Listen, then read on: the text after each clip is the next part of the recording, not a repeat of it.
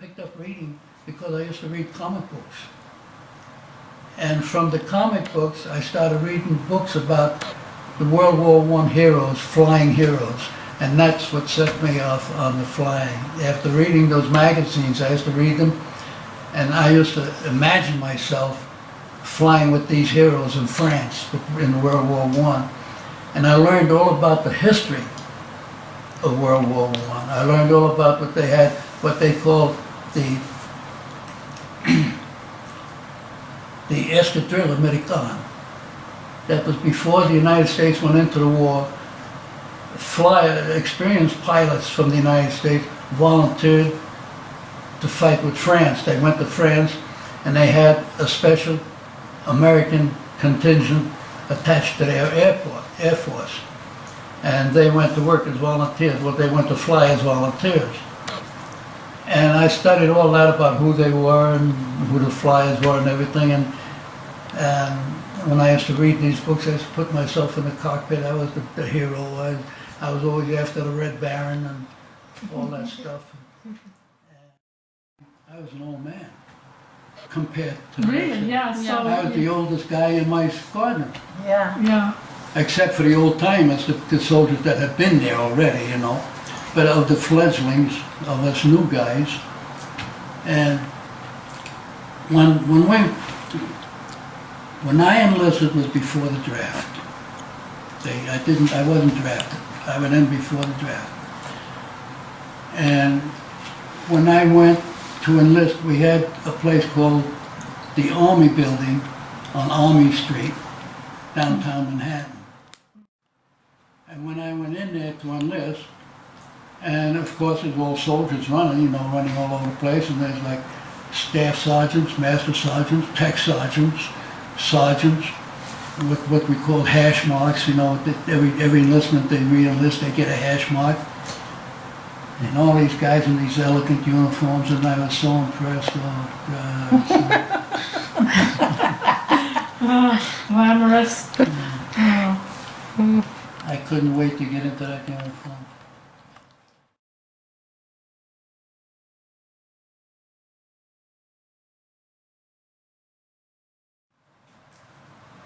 Everybody, kids, little kids, sitting around playing, they all have the ukuleles. They'd be strumming ukulele. Everybody had a ukulele. Everybody played ukuleles. And the women, well, they dressed Polynesian with the flamboyant colored clothing. And the same with the men with cut-offs and stuff like that. And they had these straw hats where these things sticking out where the straw was coming apart. But all you had to say is, I'm hungry, luau! And at night, you could see the fires along the beaches where everybody was down there having luau's. Mm-hmm. And that's where it was. And when they had luau, they didn't have a hamburger or hot dogs or anything. I mean, it was everything, everything. They cooked fruit, they cooked everything. And everything was cooked on like charcoal or whatever, wood they could burn, whatever. And that's the way it was. But when you got acquainted with them, you were like family.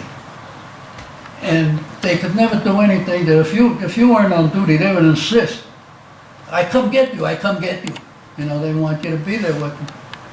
And all they ever did, they were always dancing, always singing. Hana, hana, hana, luka, luka, luka, hana, hana, whatever it means, I don't know, but they always say, hana, hana.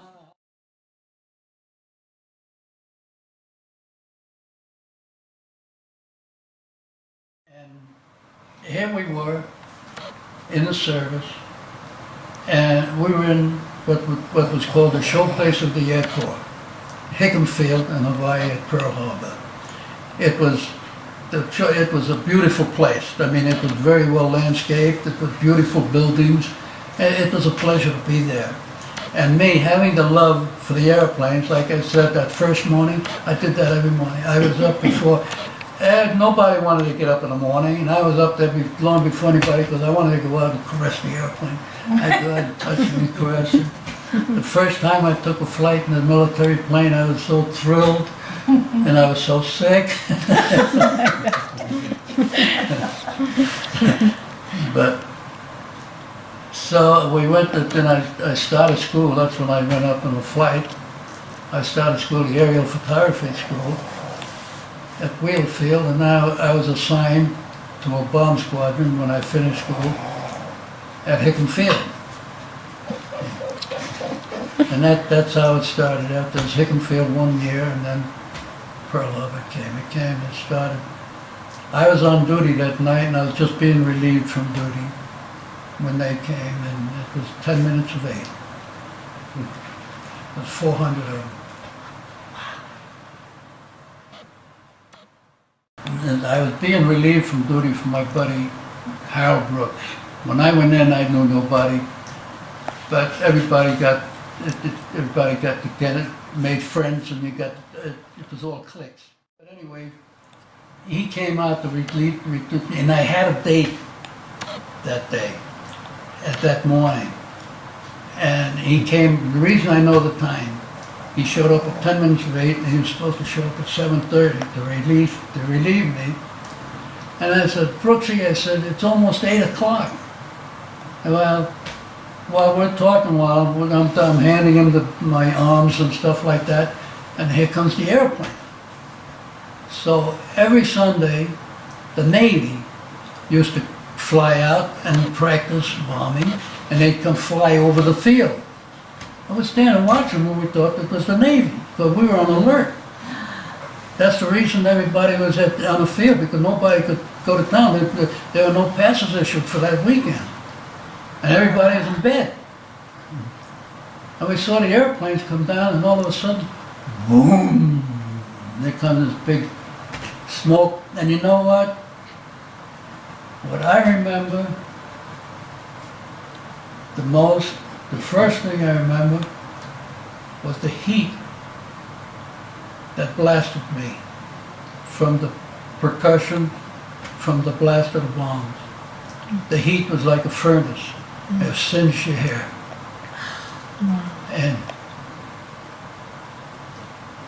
And it would rack your body. It actually racked your body. And be one after the other. Well, it lasted 400 airplanes came over. Jeez. And the most depressing part, it was the helplessness. Nobody had arms.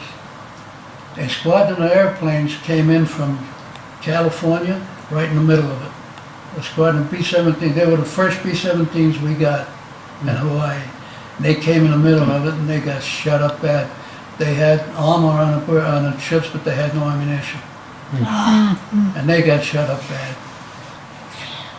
And trying to land, but they had to land, they were running out of gas, out of fuel.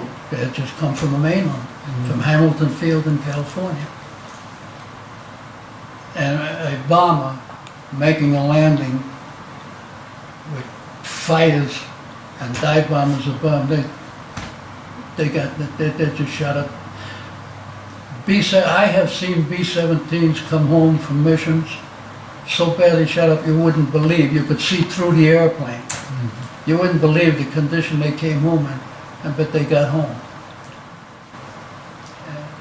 I oftentimes came home in airplanes that I thought would never get home. I thought they weren't going to make it. But that B-17, I think, was the best airplane the Air Force ever had. And that includes the 29. And they were like right above our barracks. Because, well, they were dive bombing. See, they were dive bombing, and they pull out of the dive, and they're right over you, like that. And I said, Brooks, look, because you can see the rising sun under the wing. And just automatically, I fired. And then when I fired, I threw the gun down because I thought, what am I doing? I'm going to get in trouble for firing a gun without permission. And then all hell broke loose, and then you start running. And I can't tell you what happened for at least an hour. The only thing what brought me, there was the runway, then there was the big barracks building. That was the big building that was brand new. And that's where the most casualties were, because there was over 1,000 men in that building. And that's where the big mess hall was. And those that were in bed were there having breakfast. And they dropped a bomb in that building. There were 2 bombs actually that went in there and killed over 1,000 people in that building alone. And they would come down, and then when after they dropped the bombs on the field, when they start pulling out, they would. And one chap, as he pulled out, he got hit, and he went down right across the field. He went right across the field with trailing the black smoke. Then he crashed on the opposite side of the field. That's the only one I saw go down, but there was about 5 or 6 of them that were shot down. And they were blowing them up all over. And the only airplanes that got off with my squadron got off after it was over, but we couldn't find anything. It was gone. They were all gone. They were all gone back to the carriers, and they were out of stock. We couldn't find anything. And a few of them ran out of fuel and crashed into the ocean. But then after that, I mean, like the futility of it all. I mean, everybody just sitting around crying. I thought they were just sitting around crying. Blood all over. I mean, there were limbs laying around. Bodies burning. The stench that it takes years to get it out of your nose. The stench. How close were the ships? Huh? How close were the ships to you? Well, They were in the harbor, they were just right there, weren't they? they? We're on the shore. Yeah. And, I should have known that. I'd been there at Pearl Harbor. yeah. And so then the Arizona was sunk right. The Arizona, the ship, the Arizona was the one that was sunk with all the guys on. Yeah, they're still on it. Yeah. And that's where they have the, Yeah, the monument. for the next few weeks, there's nothing but rumors.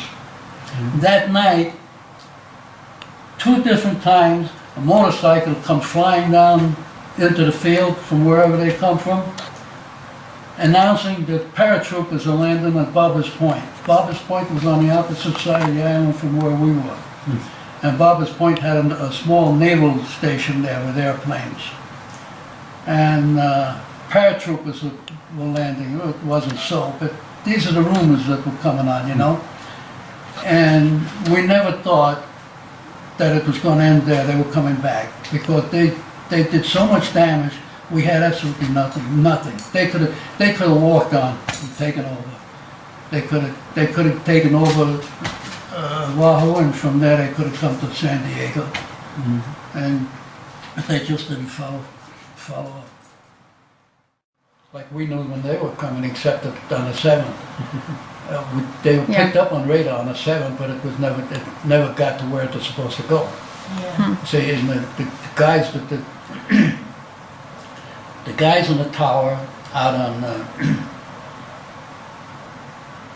Waialua Beach, I think it was, where they had a tower where they had a radar, and they picked up the airplanes, and nobody accepted. When they made the report, Nobody believed the officers, see, the day before the attack, all the Navy flyers were at a big party on Fire Island. Fire Island is the island that's right in the middle of Pearl Harbor, and that's where the Navy Air Force were taking off from.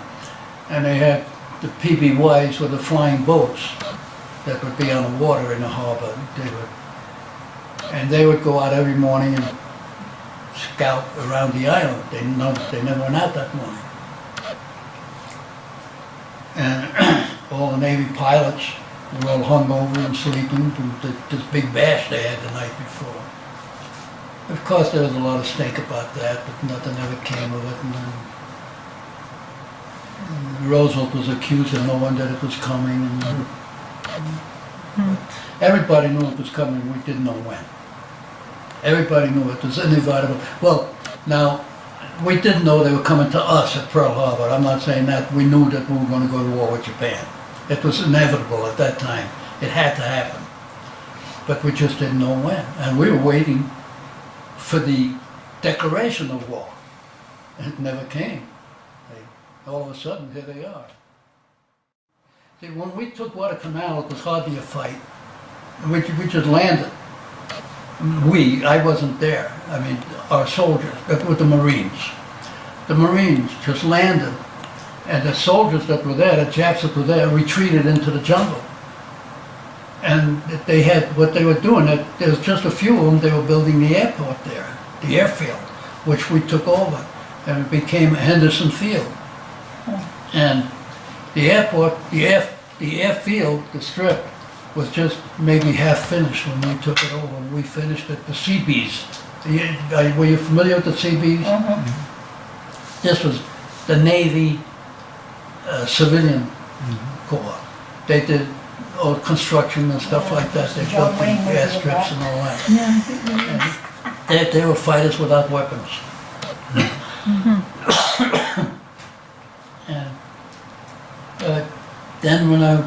And then after that, it was just going on missions and more training. And more people dying. And in the morning, sometimes you're up before daylight. You have what they call pre-flight.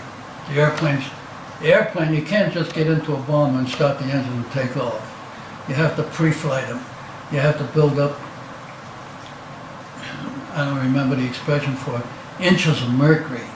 You have a scale, like a thermometer, it looks like.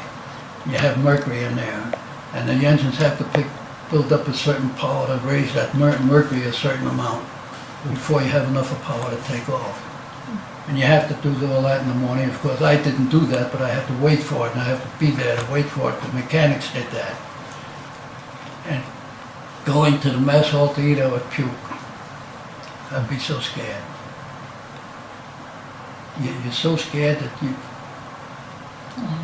And anybody tells you different, they had an expression.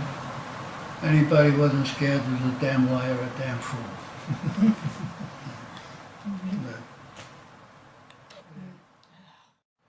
But that bomb sight was so accurate. And he would have the airplane, he would say steady, steady, and everybody is on, you have the air thing, and everybody is tense because you can't wait for those bombs to get, because anybody, you know, those bombs were active. When you put them on board the airplane, when they're in storage, you can't blow them up. I mean, you can blow them up with a bomb, but I mean, you can't blow it up by hitting it with a hammer or something. But once they're ignited, once they're armed, that's the expression, once they're armed, anything they hit, they're going to explode. And once in a while, they'd hang up in a bad bomb bay, and they wouldn't drop. And they'd hang up and just roll in there, and you can't land. Oh my gosh. Because they're hanging down under the bomb. Man. Somebody has to get out there and kick it loose. And you got to get out in that open bomb bay, and there's nothing between you and what's down on 10,000 feet under you. And kicking that bomb, I'd never had that pleasure. But it was all over. In fact, it was over. I was home years before I knew about it. The Navajo Indian Nation had what they called the code talkers. It was a secret that nobody, us in the service didn't know nothing about it. And they did a great job because the Japanese immediately would break all our codes. They would break them immediately, but they could never break the code of the Navajo Nation. Big help for it. But now, in your briefing in the morning, you meet in the briefing room where all the crews and all pilots get together and you're briefed about the mission you're going on, and they'll have a map to show you where you're going, what you're going to do. And they'll tell you, we expect 30% casualties. And you climb up in that goddamn airplane knowing that 30% of you are not coming home.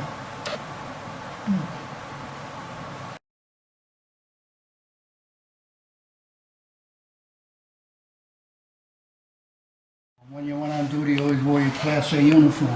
When you had inspection, you wore your Class A. But I was going in to get into my Class A uniform, and that barracks was gone. There's nothing to it at all. And This was just the day that was- before, you said? That was December 6th. Wow. Who took the picture? I Yeah. don't know, one of the soldiers, I don't remember who it was. How'd Wow. you get it? How did you get it? At that time, he gave it to me. Just that Gotta be very I had day. this all the time. Well, actually, I didn't have it, my mother had it. So he must have developed it that night. Not me, they did. You know, Yeah, they that's what I mean. had, That night? we had, the post exchange used to do that. Oh, I had my own lab. yeah. Wow. The most depressing thing of the whole thing was, well, I loved Hawaii.